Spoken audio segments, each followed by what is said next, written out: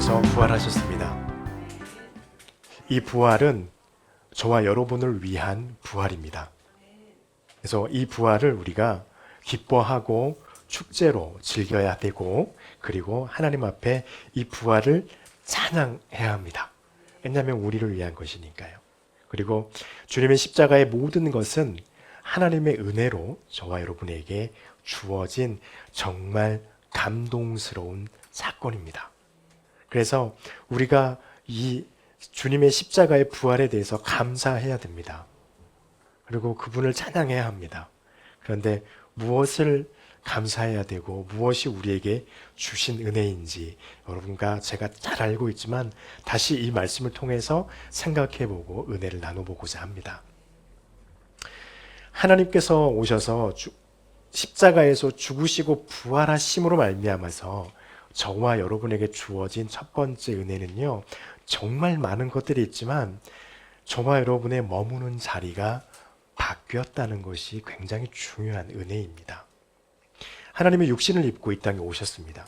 그리고 하나님의 뜻을 육신을 입으신 하나님이 이루셨습니다. 예수 그리스도를 믿는 자로 하여금 죄에 대해서는 죽은 자가 되고 생명에 대해서는 살아있는 자가 되게 하셨습니다. 이것이 저희의 자리가 옮겨진 것이에요.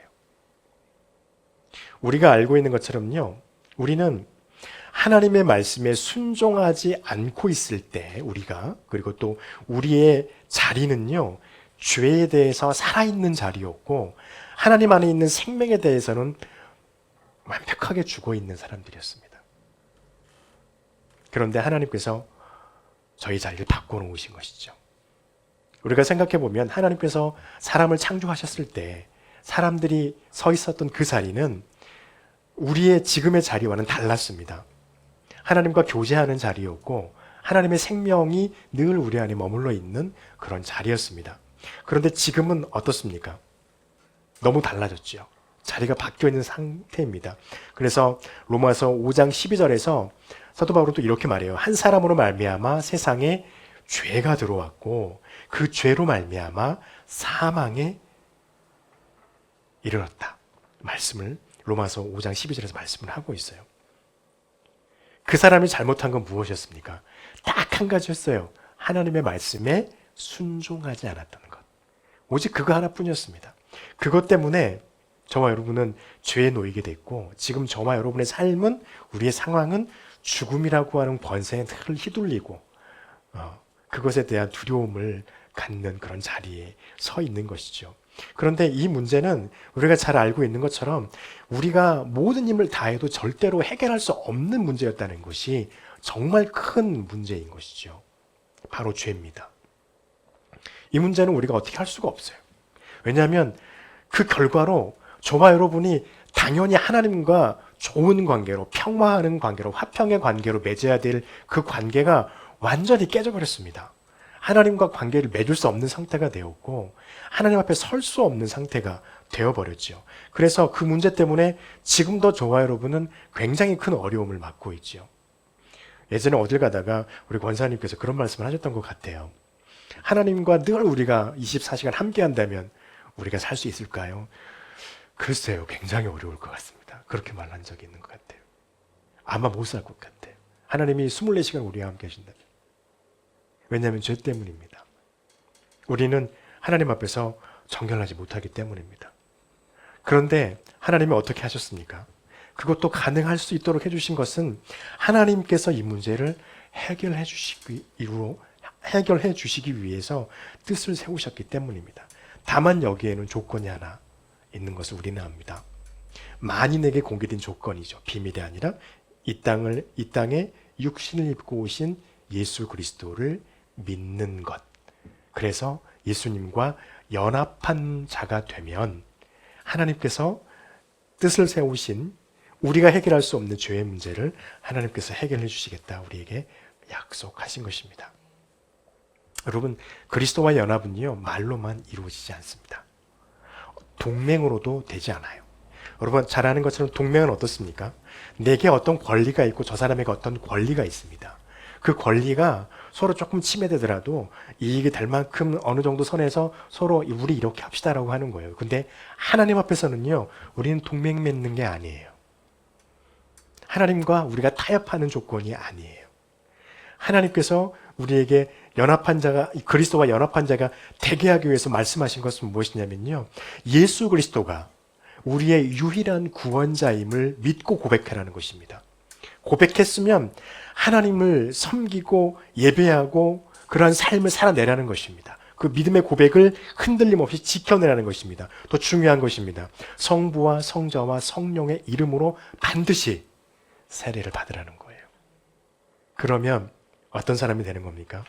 주님의, 하나님께서 예수 그리스도 안에 예수님의 그 십자가의 고난과 죽음, 그리고 부활 안에 녹아있는 하나님의 그 은혜를 우리에게 덧입혀 주시겠다 말씀하셨어요. 그러면 저와 여러분은 자리가 바뀌는 거예요. 주님과 연합한 자가 되어져서.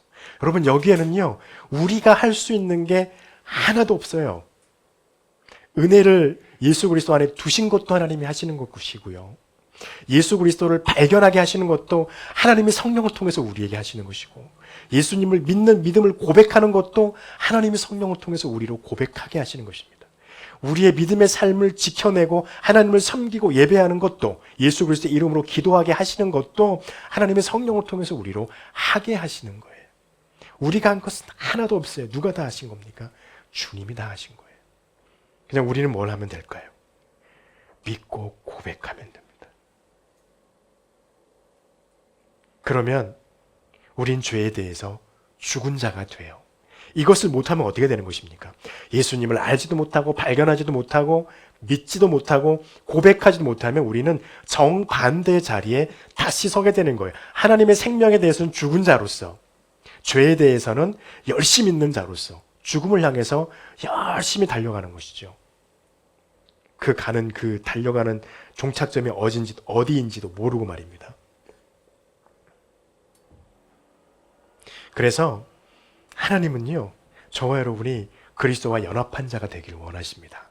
그래서 우리가 하나님의 생명으로 서 있는 사람의 자리로 서게 하셔요. 무엇으로요? 주님의 십자가의 부활로. 두 번째는 무엇입니까? 그렇게 하다 보면 뭐가 됐나요? 이 십자가의 부활이 저와 여러분의 자리를 또 하나 바꿨는데 심판에서 생명으로 옮겨주셨다는 것입니다. 이건 우리가 무슨 수를 써도 할 수 없는 일이에요. 그런데 하나님이 해주셨어요. 에덴 동산 이후로요, 하나님은요, 저와 여러분은요, 사람들은요, 하나님 앞에서 항상 불순종하는 존재들입니다. 그래서 얼마나 심했는지 하나님께서 후회하시잖아요. 창세기 6장 6절에 보니까 여호와께서 사람을 지으심을 한탄하사 마음에 근심하시고 기록하여. 왜요? 하나님의 말씀을 알지도 못하고 알려고 하지도 않고 순종하려고 하지도 않아요. 그리고 자기들이 하고 싶은 대로 다 하는 거예요. 그래서 결국은 어떻게 되나요? 그 불순종을 위해서 하나님이 물로 그들을 심판해버리잖아요. 얼마나 불순종이 심각했는지를 보여주는 하나의 예이기도 하죠. 그리고 홍수 다음에 다시 시작합니다. 바뀌었나요? 바뀌지 않았어요. 여전히 죄악 가운데 살고 있는 인류. 그래서 하나님이 그게 안 되니까 아브라함을 통해 가지고 선택받은 민족을 불러 세웠습니다. 그리고 그들로 하여금 하나님의 말씀을 주고 계명을 주고 나를 섬기라고 많은 민족들 앞에 세웠어요. 제사장의 민족으로. 그런데 어떻게 했습니까? 또한 그들 역시 언약을 세웠음에도 불구하고 그들이 하나님 앞에서 내가 하나님의 말씀에 순종하겠습니다라고 모든 민족이 다 서약을 했음에도 불구하고 그들은 여전히 죄악 가운데 살고 있었다는 거예요. 늘 불평하고 있었고, 그리고 그 불평이 있는 다음에는 하나님의 징계도 참 많이 받았습니다. 저와 여러분도 그러고 있잖아요. 늘 하나님 앞에 순종하지 못하고 있다가 때로는 하나님의 징계를 받고 하나님의 채찍을 맞고 다시 정신 차리고 다시 회개하며 돌아와서 살고 있는 것이죠. 이 사정은 크게 달라지지 않았습니다. 왜냐하면 우리는 절대로 하나님의 말씀에 온전히 순종할 수 없기 때문입니다. 왜냐하면 우리는 여전히 죄 가운데 살고 있으니까요. 그리고 우리가 그렇게 살고 있는 우리의 그 불완전한 믿음 안에서도 세상은 우리에게 뭐라고 말하고 있습니까? 하나님 섬기지 않아도 돼. 하나님의 말씀 듣는 건 좋아. 좋은 말씀이니까. 근데 너무 열심히 하지 마. 그거 별로 중요하지 않아. 비효율적이야. 그거 안 해도 될 일이야. 그거 안 해도 돼. 그래도 착하게 살 수 있어. 라고 우리에게 세상은 늘 말해요. 강압하듯이 말하죠. 어쩌면 그게 맞는 것 같은 그런 생각도, 착각도 우리는 하게 됩니다. 그런데 우리가 반드시 알아야 될 것은요, 우리가 계속 그러한 속삭임과 그러한 생각에 늘 잠겨 있다면 우리는 반드시 하나님의 심판을 받을 수밖에 없게 된다는 것을 우리는 기억해야 됩니다. 고린도후서 5장 10절에서 사도 바울을 통해서 하나님이 말씀하세요. 이는 우리가 다 반드시 그리스도의 심판대 앞에 나타나게 되어 각각 선악간에 그 몸으로 행한 것을 따라 받으려 함이라. 심판대 앞에 분명히 서게 됩니다. 그런데 그때요, 우리가 세상의 그 흐름에 흘려가서 하나님의 말씀도, 하나님을 섬기는 것도, 예배하는 것도, 찬양하는 것도, 기도하는 것도, 하나님의 말씀에 순종하는 것도 다 버리고 그렇게 살아간다면 우리는 반드시 심판을 받게 될 거예요. 그런데 하나님이 어떻게 하셨습니까? 예수 그리스도로 우리 이 땅에 오셨고 십자가를 지셨고 그 안에서 고난과 죽음 그리고 부활을 받으셨습니다. 근데 그것을 그냥 그대로 두면 아무 상관이 없을 텐데 하나님이 어떻게 하셨어요? 그것과 연합할 수 있도록 해주셨다는 거예요. 여러분, 이것이 하나님의 은혜예요.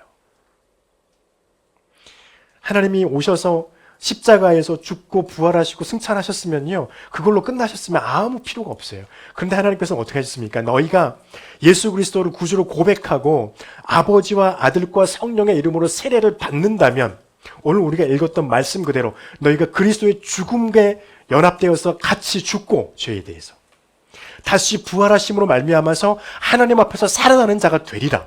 그리고 너희 몸은 어떻게 돼요? 다시는 죄에 대해서 종노릇하지 않는 자의 자리에 서게 될 것이다. 말씀하셨다는 것입니다. 이렇게 예수님의 십자가는요, 하나님의 은혜를 저와 여러분에게 부어주시는 통로가 되었습니다. 얼마나 큰 감사할 은혜입니까? 통로가 되어졌다는 것은요, 우리가 능력되지 않지만, 우리가 할 수 있는 어떤 큰 힘도 없지만 예수님을 고백하고 십자가에 있은 예수님의 그 하나님의 사랑과 은혜를 발견하고 그것을 의지하게 되면 주님이 치르신 그 혹독한 그 십자가의 사건이 저와 여러분이 하나님 앞에서 지불해야 할 우리의 죄를 사죄하는 그 혹독함을 대신하여서 가름해 주시겠다는 거예요. 얼마나 큰 일입니까? 그래서 히브리서 10장 10절에서 다시 이렇게 말씀하세요. 그 뜻을 따라 예수 그리스도의 몸을 단번에 들이심으로 말미암아 우리가 거룩함을 얻었노라. 거룩함을 얻게 되면 우리는 하나님 앞에 갈 수 있습니다.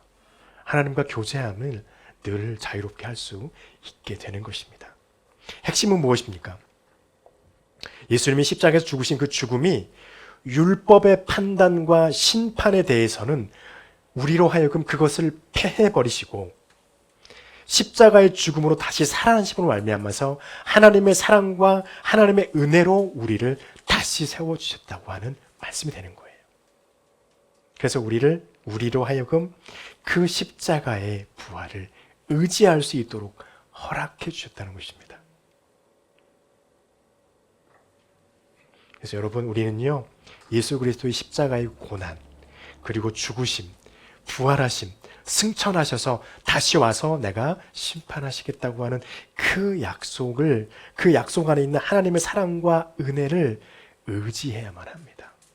그러면 저와 여러분께서 하나님께 받은 심판에서 하나님의 생명으로 옮긴 우리의 은혜는 절대로 변하지 않게 될 것입니다. 마지막으로요, 가장 중요한 것 중에 하나인데, 주님의 십자가의 고난과 죽음과 부활은요, 저와 여러분이 대적해서 싸울 수 없는 세력과 싸워서 승리하게 하셨다는 거예요. 6절 말씀에 우리가 알거니와 우리의 옛사람이 예수와 함께 십자가에 못 박힌 것은 죄의 몸이 죽어 다시는 우리가 죄에게 종노릇 아니하게 합니다. 말씀하시고 계십니다. 주님의 십자가의 사건은요, 아까도 말씀드렸지만 저와 여러분을 위해서 하신 하나님의 은혜예요. 하나님은 이게 필요 없으십니다. 근데 저와 여러분에게는요, 이 십자가의 고난과 죽음과 부활이 굉장히 필요해요. 없으면 안 돼요. 그리고 그 십자가의 죽음의 이 사건이 무엇을 했기 때문입니까? 사탄과 싸운 영적 싸움에서의 승리를 주님께서 이루셨기 때문이에요. 여러분 착각하지 말아야 될 게 있어요.